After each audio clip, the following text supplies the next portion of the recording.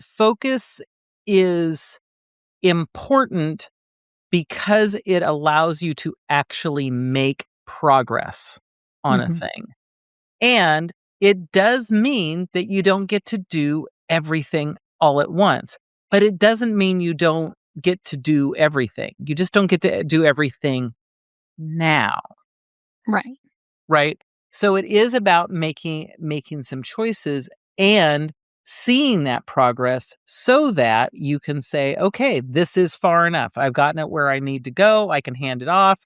It's completed. It's whatever that piece is, so that I can go on to the next thing. Are you feeling overwhelmed, stuck, or uncertain about how to grow your business without sacrificing what really matters most? Welcome to The Business You Really Want, the show for women ready to build a sustainable, fully aligned business. Aligned with what, you ask? You, your values, your life. Seriously, it is possible. I'm Tonya Kubo, and along with business advisor extraordinaire Gwen Bortner, we're here to show you how.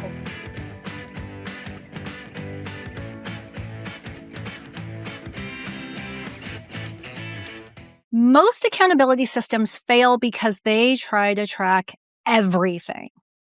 But true accountability isn't about your entire to-do list.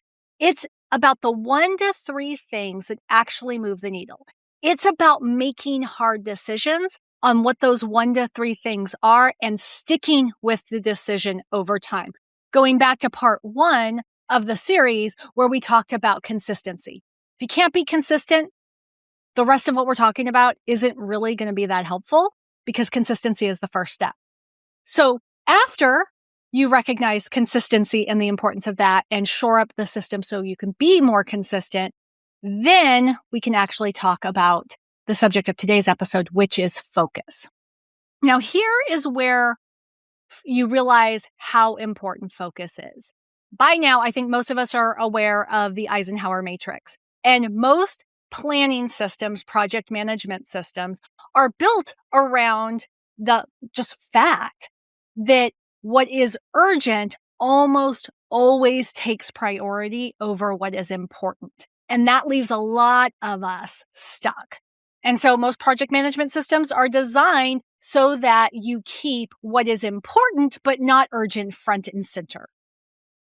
Now, Gwen, I think most of us understand the difference between urgent and important. And I feel like I am the poster child for prioritizing urgent over important because I've built my career around working in environments where there is always urgency. You know, I was in a newspaper and stories had to be filed by 4 p.m. no matter what. And yet, if there was a 4 fatality collision, we might have to wipe everything that was planned for the front page and put that front and center, right? So I have been conditioned to always focus on the urgency, put out the fire, so to speak. I have not had a lot of practice until working with you in proactively thinking about what one problem could I solve that would solve 100 others. So I think though, in order to really do focus, give it its fair share of attention. We really have to first discuss the difference between task management and accountability. So I'd like you to start us off there. Okay. So task management is about all the things on the list on any given day. It's the answering the email, it's having the client meetings, it's recording the podcast. It's all the things that are on the list, right? And most of those things fall into that urgent and important category, right? Because not meeting with a client is important. It also is urgent if you're scheduled to meet with them, right, at 8 a.m. in the morning, right? So both things are true there. And so a lot of the task list is urgent and important. That is without a doubt. The thing is, usually what lays at the end of the task list is the important and not urgent things. The things that you're going to have to dig into. So like, one of the things that I have on my task list on a, pretty regular basis that definitely falls into the important but not urgent is what I call thinking time, Mm-hmm. right? Because it doesn't feel like we're actually getting anything done. Right. Right? There's not this like serious check mark that goes along with it. Like we can say I did it, but it's like, but where's the result? Where's that Right. out? Like, how do you prove you did Where's it? How that? do I prove I fought effectively today? Right. Right.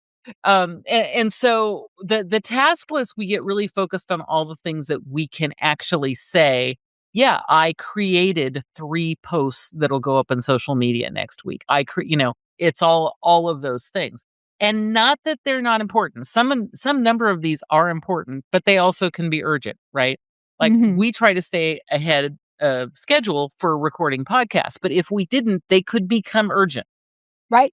right? And we believe that they're important. And so, in our world, we consider them important as well. But the task list is about all of the things, where accountability is trying to move out of that urgent column, right? Mm-hmm. And focus on the important column, and particularly the important and not urgent column. Because although, like you said, your job history has conditioned you to focus on the urgent, I would say almost all of us have been conditioned to focus on the urgent, particularly if you're under the age of 40. You know, if you're in that kind of cusp between 40 and 50, probably still to some degree, because we have, these silly things that are in our pocket that allow everyone access immediately all the time. And if someone doesn't respond right away, we're like, oh, they must be dead. Yeah. So for those who are listening and not watching us on YouTube right now, Oh, she right. held up Phone. her cell phone. Yeah. Sorry. Yeah. Phone. I bet even without that clue, they still knew what it was. Probably. But good point. Good point. But we have gotten so conditioned for urgency about everything. I mean, I am old enough. I remember saying this out loud to somebody. I mean, this is decades Mm-hmm. and decades ago, about when FedEx was just starting to become a thing, and saying, Mm-hmm. why would anybody need to receive a document in the mail in less than, in one day? Mm-hmm. How could that ever be useful? And why would anybody need that? Right. But now, between email and, all of the other technologies, and now it's not just about mail, it's about like, I just ordered this giant thing, and if it's not on my doorstep by tomorrow, what the heck? Right. Well, it's like I was just thinking how it's even conditioned like our kids, right? Like, when I was a kid, I started thinking about my Halloween costume in August. My Right. best friend, whose mom made her costumes by hand, was thinking, as soon as this Halloween passed, she was thinking about next Halloween's costume because she knew her mom needed time. Now, my kids come to me 2 days before Halloween with some elaborate costume idea, expecting that I can order it from Amazon and have it here. Yeah. Which, by the way, never happens. Never, ever happens. I'm like, yeah, that'll be here in 4 weeks because it has to come from a foreign country. But yes, to your point, Everyone we has don't even gotten think about things sometimes until they are urgent right. because we're conditioned that everything can land in our lap. Yeah. And so the challenge that we have these days is we focus on our task list, we get our task list done. And if we start working through the task list, where we default to when we finish the important and urgent things is the urgent and not important things, because Mm-hmm. urgent is our default. And honestly, urgent feels good. Urgent feels Urgent good. feels good to tackle. Yeah, urgent feels good to tackle. And so the idea of focus is saying, no, what if instead of dropping down to urgent, and I say dropping down because of how it's normally set up on the matrix, Mm-hmm. instead of dropping down into urgent, what if we scoot over to important, like thinking time as Yeah. my example? Instead of saying, well, I've got 30 minutes, let's see how many emails I can get through, because most of the time emails are urgent and usually not that important. They feel urgent. They're actually probably not that urgent either, but they feel urgent. They've got that urgency around them. What if instead of taking 30 minutes to go through emails, I actually spent 30 minutes thinking strategically about what needed to be done, or meditating and quieting my mind and my body? I mean, like, the these are not our normal responses. But this is what the idea of focus is, and moving away from task management, because task management really is about the urgent. It's about the urgent and important, and it's about the urgent and not important. It's about what can we get checked off because it needs to be checked off today. Where when we talk focus, we're really talking about what has long-term impact that we can make micro steps potentially toward, that will have a much bigger outcome. Right. And so what you're talking about is, shifting from being reactive to being proactive. And I mean, kind of piggybacking off of last episode where we talked about the consistency piece, is when you're talking about true accountability, you're really talking about shifting your attention to the proactive work, because that is solving the one problem today that actually solves 100 problems down the line. Well, and or has bigger impact on lots of things in your world, right? It can be solving a problem, but it can be about having bigger impact, because it's the thing that is going to shift the business. It's going to shift energy. It's going to change culture. It's, whatever it happens to be, but it's not just a quick hit it and it's done. Now, there's usually elements of that are quick hits to get it done. And that's where we really talk about accountability, is to say, what are the one or two things that are going to have long-term impact that you can get done this week? In our process is a weekly process. So we think about it as what can be done this week. You may have, some folks like 2-week sprints. So maybe it's a 2-week process. The time frame doesn't matter so long as it's not too long. So as soon as it's too long, we wait until the last couple days to do the thing until it becomes urgent. And so now we've lost it. We're back to doing tasks and not actually being proactive in our focus and thinking about it ahead of time. And so for me, that's where the difference between the focus piece. A lot of folks who talk about accountability really are talking about task management. Did you do it or did you not do it? Right. And not that that's not needed and or that it's not important. Both things can be true. It can be needed and it can be important, but it doesn't actually mean that you're being accountable, because accountable is reflecting on the things that we did, and it's also problem solving on the things that aren't getting done. And most of the things that are on the task list don't need to be reflected on. Right. Like, I don't need to reflect on every email. Like, I may need to reflect on how I'm processing my email, but that starts to becoming more of a bigger issue, because we're probably talking about something broader than that. I don't need to, I pay attention to every client conversation I have, but I don't need to reflect on, should I've spent 30 minutes on this conversation when that's what we're doing. Right. And so to me, this is where it's the difference between, are we doing the things that just need to be done? And the way that I define it is, I don't want anything in my accountability process, what I'm focusing on things that I will obviously do regardless. So for instance, showing up to a client meeting never needs to be as part of my part of my accountability process. I am never not going to show up to a meeting unless I'm actually sick, something, major has happened, I am going to show up to my meetings. That I don't need to be held accountable to that. I'm not going to need to be held accountable to managing my email, because I'm going to do that. Some people do need to have that as their accountability. right? Right. So it's not a these things are tasks and these things are not. It's more about what are the things that you're automatically going to do, as opposed to what are the things that will just keep slipping down the list. Yeah. So, and part of that, right? I mean, this just brings it back to the topic of this episode, which is focus. Why do you think business owners struggle with focus? Like, let me put that just a different way. Like, why?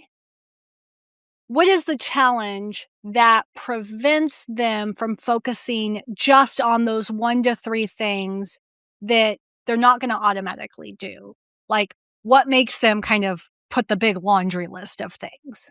Well, I think first is what we talked about right at the beginning, which is everybody likes the satisfaction. They love that dopamine hit of, I did the thing, whatever the thing Mhm. is. And most of the things that we need to be held accountable for don't have that same level of dopamine hit, because it's not just this quick hit, quick hit Mhm. kind of thing. And, back to what we were talking about earlier with the urgency, I have zero doubt, this is, way above my pay grade, but I have zero doubt that we are all not way more dopamine addicted than we were 20 or 30 years ago, Mhm.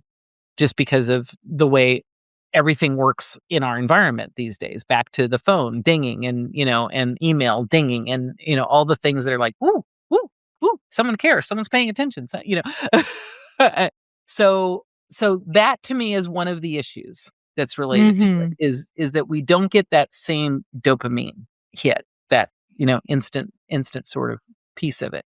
I think another piece of it is related to the the nature of owner entrepreneurs, which is they see all the possibilities. Mm.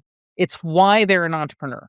True entrepreneurs. There's some folks that I call business owners as opposed to entrepreneurs, Mhm. which is I own a business and we do the thing and we make it happen, and there's nothing, there's nothing wrong about that. But Mhm. a real entrepreneur sees all the possibilities. Mhm. And, we joke about it all the time about they're visionary, that, or shiny object or squirrel or, all Mhm. of those things. But what it really is they see all the possibilities. And because of that, it's hard to pull down and say, but if I choose X, that means I'm not choosing A, B, D, F, G, and K. Right? Right.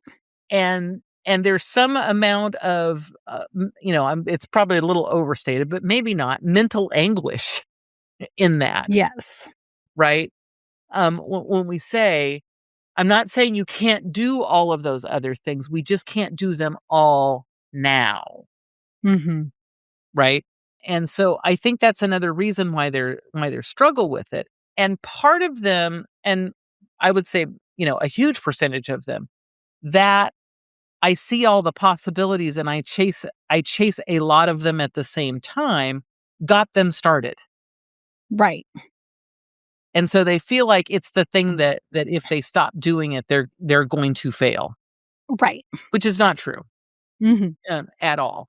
Back to, um, when it's just them, they can keep all of that in their head. But when you start Mhm. having any amount of other team, and because we're talking accountability, we're talking that there's someone else that that needs, some accountability piece of it, means they aren't necessarily wired in that same way. And you Yeah. jumping from one thing to another thing to the other thing to the other thing actually is detrimental to the organization as a whole. Mhm. Well, and also, right, they see the big picture and the team doesn't. I mean, this is something Oh, that I have yeah, true. experienced before where it's, you know, I can't read minds. Like, I know I can't read minds. That doesn't mean that I don't have clients or I haven't had supervisors in the past who assume I can. And even knowing that I don't read minds doesn't mean that I haven't fallen victim to expecting my team to read my mind. Well, and it's not even reading minds. What it really is that certain things are so obvious to us, Yeah. right? That it never occurs to us that it wouldn't be obvious to somebody else. Right.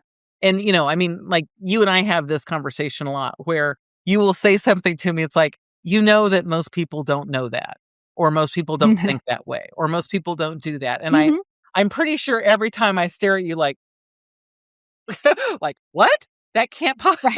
what do you mean? That can't possibly be true. Right. So that is part of the problem is we we we see all of the things that are so obvious to us. Yeah. And usually only a very small percentage of that is obvious to the rest of the world. Right? Yeah.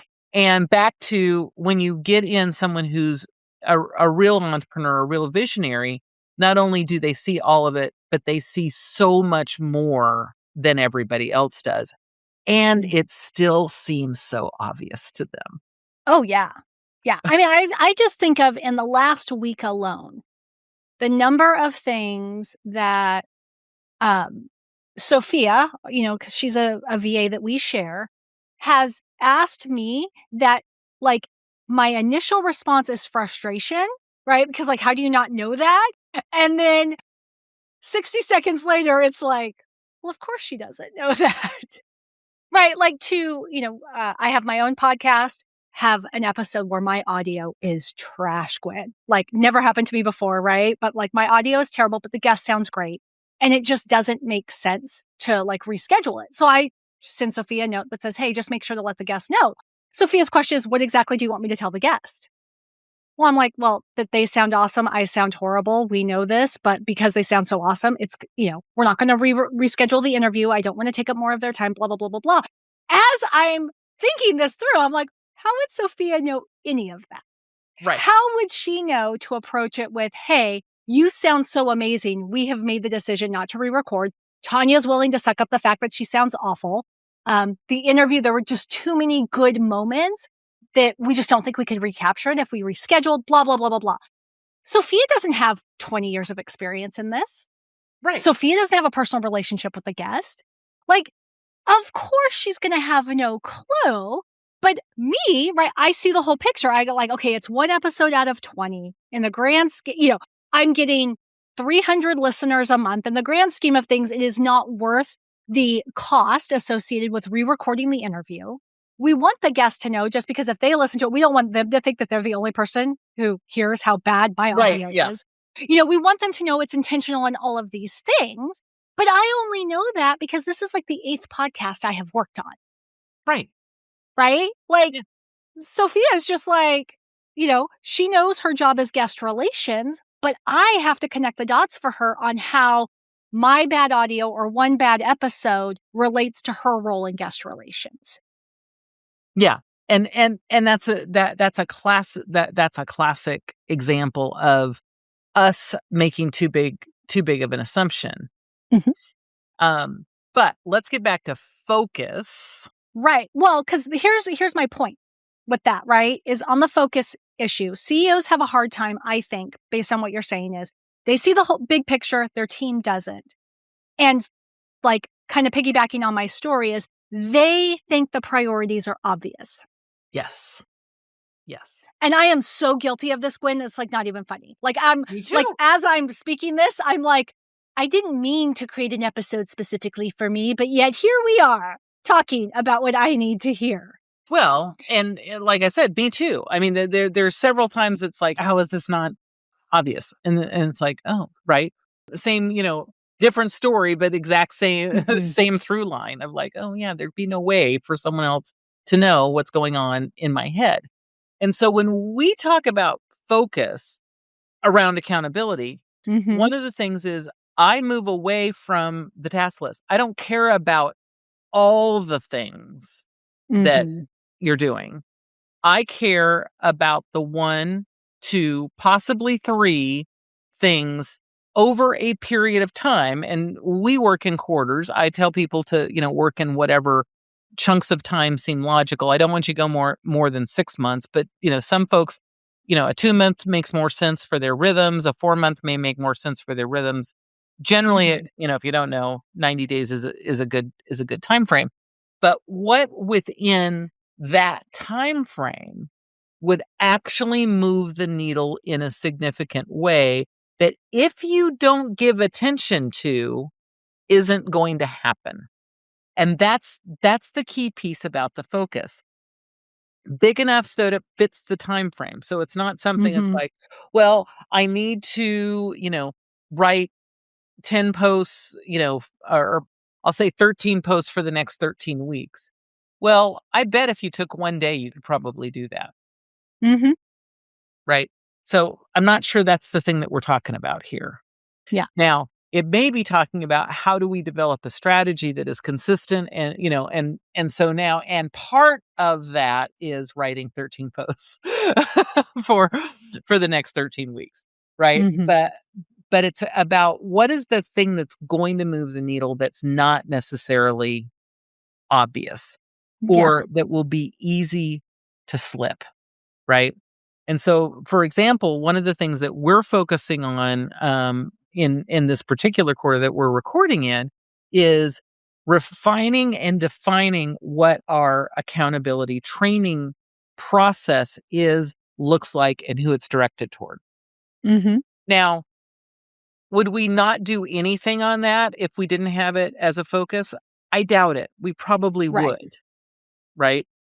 But we actually set some specific guidelines for things that we Mhm. wanted to be true by the time we got to the end of the quarter, so Mhm. that we're working on those things as we're going along.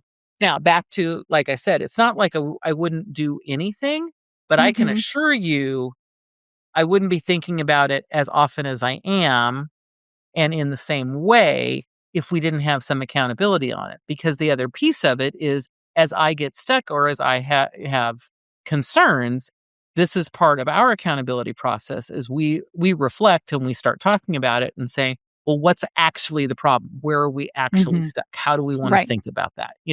And so, not that we don't talk about any of the other things that are going on in the world that may be Mhm. officially under tasks, but Right. we don't focus on the tasks unless there's actually a problem to solve, Mhm. right? And so, back to, it's not just about checking the box and saying, did I do all the things? And to me, that's why the focus piece is really, really important. And knowing that what you focus on this quarter could be completely different than what you focus on next quarter or what you focused on the quarter before. It could be related, it could be completely unrelated. It could be bigger, it could be smaller. There aren't any rules about it other than we're pretty confident it's going to move the needle. And if we Mhm. don't focus on it, it probably won't get done. Right, and that's, I think, what brings us to something that you've talked about before. Well, first of all, what you're saying is the focus is what builds the strategic thinking. But something that you have talked about several times is it's 1 to 3 things. Because if it's everything, right, then you can't actually make any measurable movement in any one of the things. So it's 1 to 3 things. I think your example of this accountability training process is a really good one because it is a thing that, on one hand, is so big, it doesn't feel like it should ever have to be on the list because it's just going to get done. But it's also so big, it can't be accomplished in a single day, a single week. And because it can't be accomplished in a single day and single week, it is very easy to say, I'll just focus on that one next week. I'll do all these other things and then focus on that one next week, ignoring the fact or forgetting the fact that next week is going to bring its own series of interruptions. Right. Right. And that's the piece that we're talking about when we talk about the Eisenhower matrix and the important and urgent.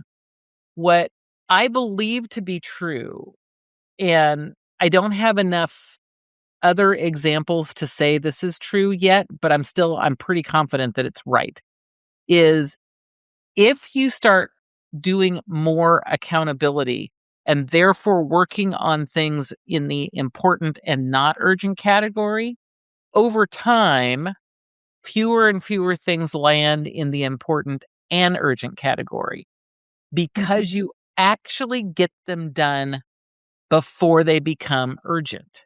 Mm-hmm. Right? And so, and for me, the difference here, and you've used this term as well, is it's the proactive approach versus the reactive approach. Mm-hmm. Not that you can't do good work in an urgent state, because you can, but not consistently all the time. Yeah. Right? However, in a proactive state, you almost always can do good work because you can think about the choice and you aren't looking at the thing that's fastest. You're looking at the thing that's best. Right. Right. And to me, that's where that distinction starts to come in, because when we get to urgent, at some point, our choice is between the best option and the fastest option. Mm-hmm. And sometimes those are the same thing, but most of the time they're not. Yeah. Fastest usually is more of a Band-Aid as opposed to a permanent fix. Mm-hmm. Right? And coming back from, my old background in the IT world, if we had to do something urgently, it usually meant we had to do it again, for lack of a better term, correctly. Right. Yeah. Right? It's the equivalent. It's the work equivalent of I'll just put this here for now. Yeah. Right. At home, you're like, you just set something on a counter and you're like, oh, I'll put it here for now. Well, that doesn't stop you from having to put it away at some point. Right. So why not just put it away? Right.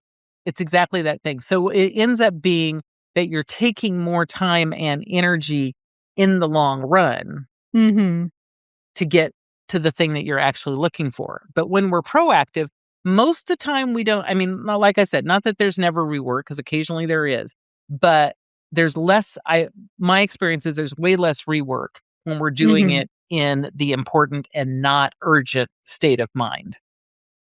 Right. Because that level of focus, right, it narrows your attention. So you're paying attention to fewer things. It helps you to develop discernment, I think. It just makes it very clear. Like it's either moving this thing forward or it's not moving this thing forward. Right. And I think that discernment also makes us better at delegation, which I think for most CEOs is the hardest part of accountability. It's handing something off to somebody and releasing both the task and full responsibility for the outcome of the task. But Right, because when we you're now being understand what we want as the outcome, right, as opposed to just knowing how we have to do the thing. right, because we've now, we've got the discernment piece. So we're like, okay, now I can think ahead to like, what does success look like, right? So when I hand it off, I can say, this is how we're measuring success. This is how long I think it may take. This is, what I think needs to be done. What are your questions, right? We can have all of these conversations about how to do this well without this deadline like looming over our head that makes us just get it done. Right. And to me, this is it. And for yourself, even if you're not delegating it, for yourself, it allows you that same space to say, well, what does success look like? Right? Right. Even if you're not delegating it, to say, what does success really look like? Going back to the example that we were using for ourselves, because we've got this as an accountability process, I was able to think through the question, which technically someone would say, well, this is a totally obvious question, but it's not. We've been testing out the process with all sorts of businesses and environments to figure out where it works and where it doesn't work. But what it got to was, even though it may work in a lot of environments, where do we actually want to launch it? What particular, industry niche, however you want to define it, do we want to launch it? Which, like I said, for a lot of people, would go, well, that's such an obvious question. It's like, yeah, but not necessarily. Right. Right? Because I know for myself, if we had waited and we were doing it in the important and urgent, it would just be like, just blast it out there because it works for 85% of the companies that are out there, and it'll be fine. Right. So the messaging would be more vague, more broad, more all of the things. But instead, because we're making some choices quite a bit earlier, we can be working on that messaging specifically toward those audiences. Yeah. Right. And so we won't have to rework the messaging later on. Yeah. To see what stuck and what didn't. Mm-hmm. So as we bring this episode on focus to a close, what is your hope that the listener walks away with? To understand that focus is important because it allows you to actually make progress on a thing. And it does mean that you don't get to do everything all at once, but it doesn't mean you don't get to do everything. You just don't get to do everything now. Right. Right? So it is about making some choices and seeing that progress so that you can say, okay, this is far enough. I've gotten it where I need to go. I can hand it off. It's completed. It's whatever that piece is, so that I can go on to the next thing. And by doing that, it also allows your people to know what they're working on. So that they're not jumping from one thing to the other thing to the other thing. It's like, well, I thought this was a priority. It's like, apparently it's not. Now this thing's a priority. Wait, no, I thought that wasn't. And so this is another place that it allows you to create momentum and actually start building on that flywheel concept that once you get going, it just keeps going and going and going. Yeah. Yeah. Like what I heard is, all these people who say they don't like accountability because it's micromanagement, right? Really, I think at this point now, what I hope a listener hears is that accountability isn't micromanagement, but accountability without focus can very easily become micromanagement. And what focus does, to the point that you just made, is it creates alignment. It ensures alignment between all of us.